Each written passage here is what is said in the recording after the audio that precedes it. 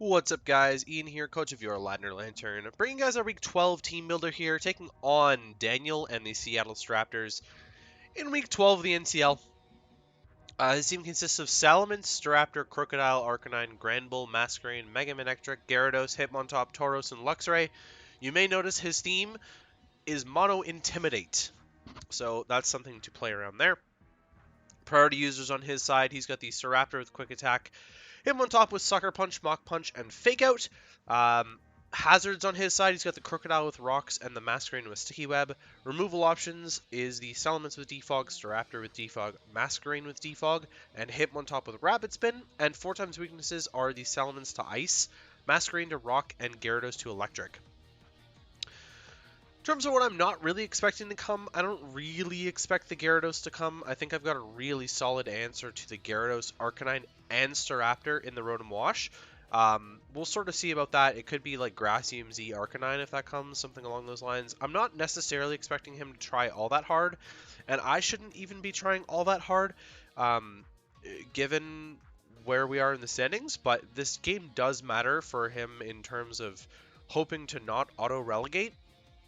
I don't know if he even cares about that or not, to be fair, but sorry, I'm still getting over the sickness.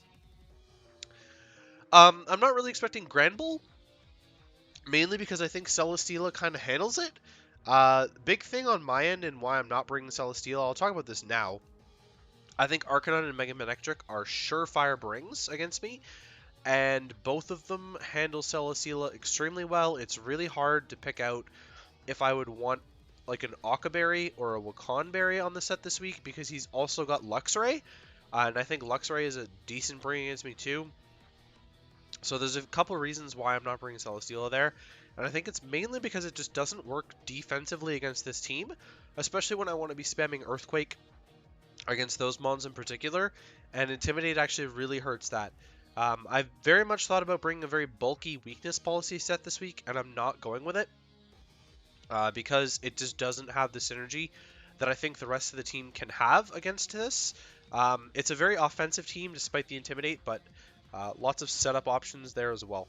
So Gyarados I don't think is coming because of Rotom. Granbull I don't think is coming because of Celesteela, but it might show up as like a Kyurem-Black check, I don't know. Nothing else really can check Kyurem-Black very well, besides maybe like a Assault Vest Hitmontop, very bulky Hitmontop. And then I don't think Tauros is coming, and the reason for that is mainly because of Celesteela. Once again, I think it's got to run like Fire Blast.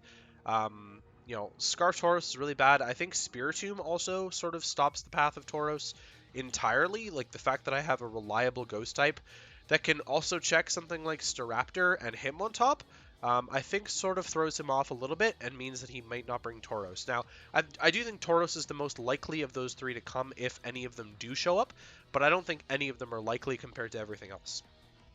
So, Masquerain is another mon that I'm sort of iffy on. I almost want to say he's not going to bring it because it's so incredibly obvious that I am bringing Superior against him, just to abuse Contrary. I'm not physical. I'll talk about physical Serp in a sec when I get to it, but it just doesn't make sense to bring Masquerain when the sole purpose of it is to set webs against a superior team. Like it doesn't make any sense at all to have that against a superior team, or Wigglytuff, which we'll also get to at the end. So that's kind of my rundown of his team and what I think is coming and not. Let's talk about Rotom here. This Rotom is a Salamence check, it's a Staraptor check, it's a Crocodile check, it's an Arcanine check, it's a Gyarados check, potentially a Luxray check, potentially a Tauros check. It's basically a jack of all trades in terms of the physical defensive side of things this week. I'm hoping it can take on all of them. It probably can't, but as long as I can take on a few, then that's fine. Hydro Pump is there to hit the Crocodile. Reliable way to hit the Arcanine as well. Volt Switch, I can Volt Switch around on a lot of the team. Once the Mega Manectric is Mega Evolved, I basically have no fear of clicking Volt Switch because I don't think Crocodile pressures me enough. Toxic, I can just set a Toxic on anything. There's no Steel type on this team and no Poison type on this team, so everything can get Toxic. It's really free. Which is good. If the Granbull doesn't show up, then he's got no way of removing the Toxic, so I can just Toxic spam the entire team down, basically. And then Pain Split is there in case I need some extra recovery. I thought about running a Berry set like Papa Berry or whatever. But I think Leftovers is a little bit more reliable. I'm worried about a Final Gambit from Staraptor. He's done it before. He's done it many, many, many times before. Excuse me. Oh, a little bit more violent there. I've been playing with Daniel in Draft League format since I started. We've both been playing like the same amount of time. We were in our first leagues together. Our first league, sorry, together. Um, and he's been using Staraptor ever since then. So I know exactly how experienced he is with Staraptor, and I know the kind of idea of a set that he's going to want to bring against me is probably going to be Final Gambit to try and catch out Celesteela. So I do have to be very careful about that. I wanted to bring Protect on something, but it doesn't block it anyways. The Final Gambit just fails if you Protect into it, so I kind of have to like sacrifice HP on something or sack something to the Staraptor, which really sucks. But that's just kind of how it goes. I could have done like Spiritomb, but I'm opting not to bring the Spiritomb at all, to bring the Kyurem-Black, the Mega Alakazam, which I need for speed control, so we'll get to that in a sec. But that's the idea behind the Rotom. Next up here is the Piloswine. I'm bringing a specially defensive Piloswine, fully specially defensive. This is my Mega Manectric check. That's pretty much all it's there for. It's a Mega Manectric check. The rest of the team is physical. It's an Intimidate team. It's mainly physical. There's really not much more to say about that. Mega Manectric is a gigantic problem for the rest of the team. Not because it does anything in particular, just because it's a special threat. So it really harms Rotom's job of walling all the physical bonds, and I think that Piloswine should still be able to take physical hits from some of these, okay. Its main job is going to be to get up rocks, realistically. Crash, Shard, and Earthquake. Like, this is a very standard Piloswine set in terms of the move set, but fully specially defensive isn't necessarily all that common. It should still be able to handle mons like Luxray pretty effectively. It should still be able to handle Arcanine fairly effectively. It's definitely my best way to revenge kill mons like Staraptor, Salamence, Masquerain. I probably wish that I had Toxic on this over something. I might actually remove... You know what? I think I'm actually just going to drop Crash for Toxic. Because like I mentioned with Rotom, Toxic spam is really free. And I think getting a Toxic on anything is going to be super valuable here. Mega Alakazam's next. I'm just running a 2 attacks barrier set with Recover. This could be fairly effective later on. If I can get a barrier up, then I'm not getting 2-shot by Staraptor anymore. I've run into a matchup like this before, actually, but I don't have the defensive. I don't have as much defensive capabilities this game as I did in that one. In the previous game, I ran an Alakazam set like this. The guy I was playing had nothing above base 100 speed, and unfortunately, I have to speed creep the Mega Manectric. So I'm outspeeding Mega Manectric with this, and I forgot to make a note about that, but Mega Zam outspeeds Mega Main. The purpose of the set is just to attack things. I've got Dazzling Gleam there to hit the Crocodile, which is the only thing that would even resist the Psychic, because there's no Steel type on this team. So if the Crook doesn't even come, then Psychic spam is just completely free. This is a relatively free switch into the Hitmontop every single time, especially because I'm very physically bulky, and I should just be able to go from there. I probably don't even need Barrier, and I could run like Charge Beam instead, but I want to see if I can get the barrier off and just really hem him into a corner where I can break him down with this and then win potentially with something else later. Something else being Scarf Superior. So Leaf Storm spam doesn't look very good at a glance, right? You see things like Masquerain that 4 times resist, Salamence that 4 times resist, Staraptor, Arcanine, Leaf Storm doesn't look great against all of those.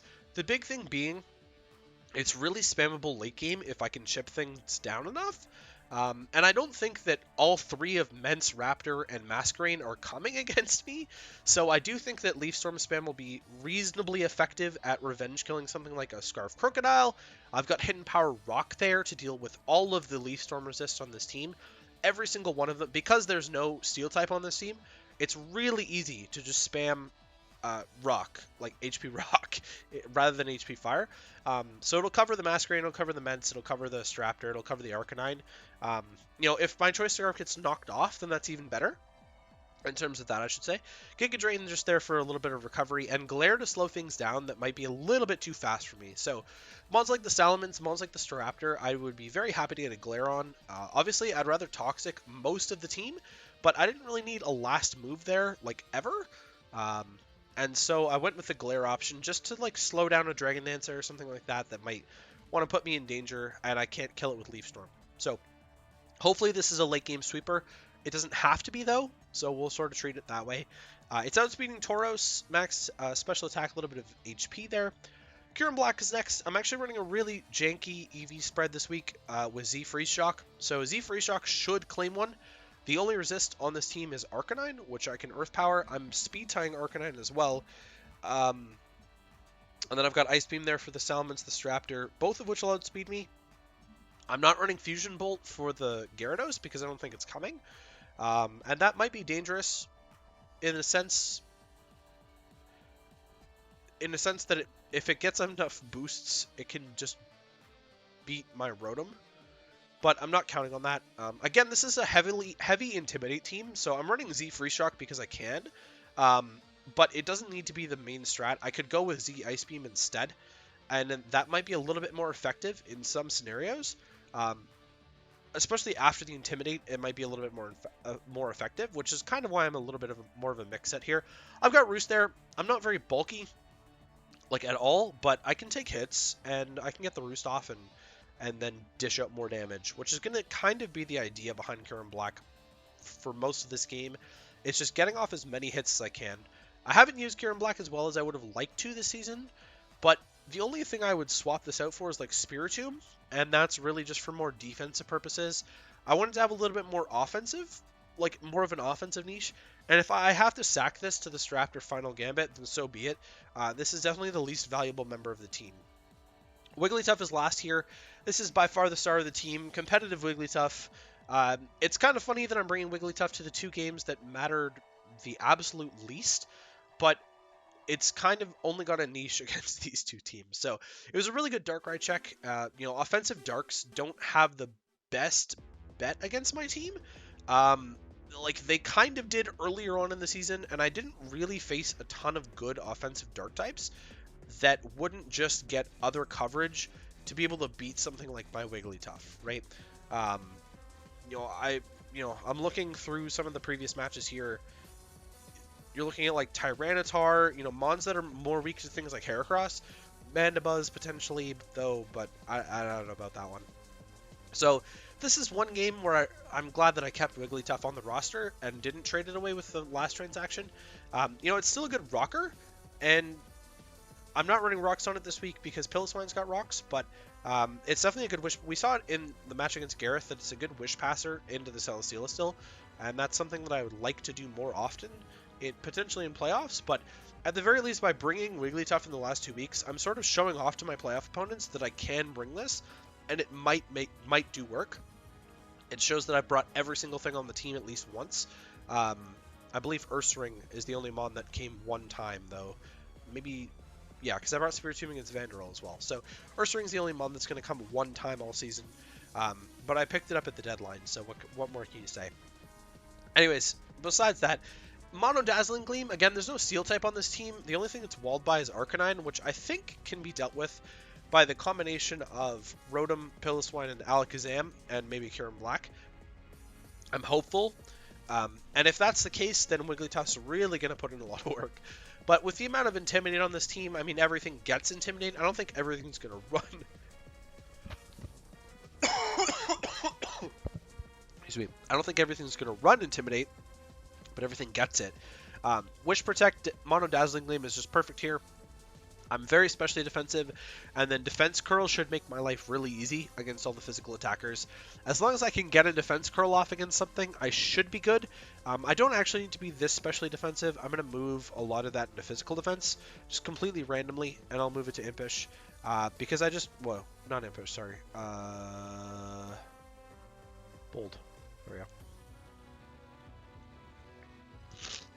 Excuse me, because I just realized I don't really need to be taking hits from Mega Manectric that much, It's just Mega Manectric, sorry, is just a free +2 boost for me, realistically. Because it's going to be Intimidate, and that's where it's going to be. I'm opting into Leftovers or over an Adrenaline Orb situation here, where I could outspeed a lot of stuff with Adrenaline Orb. I don't think it really matters. I'd rather have the Recovery, because if this Wigglytuff can get set up, it can probably just 6-0, depending on how things go. You know, if he's going to keep cycling in Intimidators, it's just going to beat him.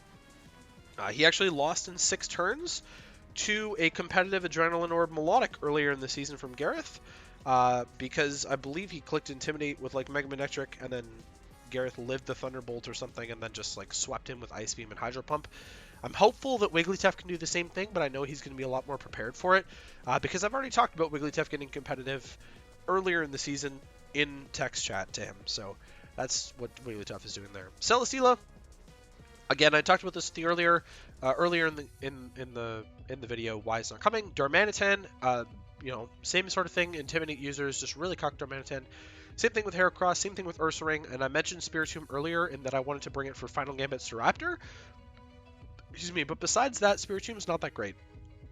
It can't really punish a lot of stuff. I'd rather Toxic things than burn them, despite them being physical attackers. I think Toxic's going to be very valuable in this game. We'll sort of see how this goes. I do have Wish Pass. I've got a lot of recovery options. Roost on the Kyurem-Black, recover on the Mega Kazam. Again, this game doesn't matter at all to me. I'm already locked into first place. The thing that I'm playing for is an 11-1 season. I've never gone 11-1 here before. My best records have always been like 10-2 or 12-3, depending on how long a season goes. So 11-1 would be that extra step for me, and it would sort of cement this as my best NCL season ever. I know it's been very lucky. My games have been very close. I haven't won more than 4-0 all season, comparatively to other seasons in the past where I had multiple 6-0s and whatnot. But I am very comfortably sitting in first place right now. So I think that it's just everyone's beating up on everyone else, and we'll sort of see how that goes. So yeah, keep an eye out for the game, and I'll talk a little bit more about playoffs during or at the end of the game, I guess, because this is the last game of the regular season. So good luck to Daniel, because he's going to need it. Otherwise, he's going to be sitting in auto relegation position. And I'll see you guys in the game.